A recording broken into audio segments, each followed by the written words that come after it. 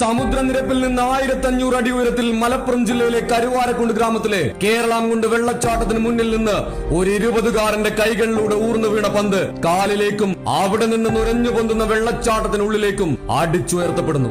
ആ പന്ത് പിന്നീട് ഭൂഗോളം തിരിയും പോലെ ഉരുണ്ടുകൊണ്ടേയിരുന്നു. 10ൽ പഠിക്കുമ്പോൾ ഫുട്ബോൾ ടൂർണമെന്റിനിടെ കൈയെല്ല് പൊട്ടിയപ്പോൾ ഡോക്ടർമാർ വിധിയെഴുതി ഇനി കളി പാടില്ലെന്ന്.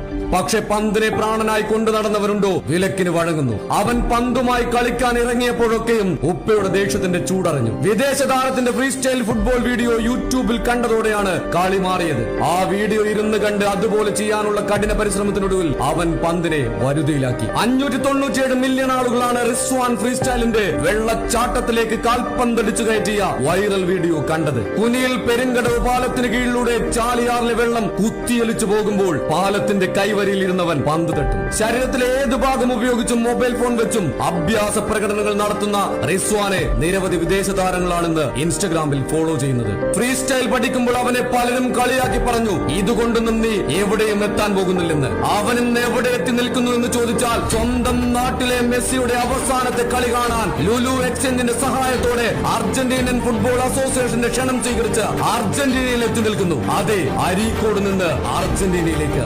റിസ്വാൻ, നിങ്ങളൊരു ഇന്ദ്രജാലക്കാരനാണ്.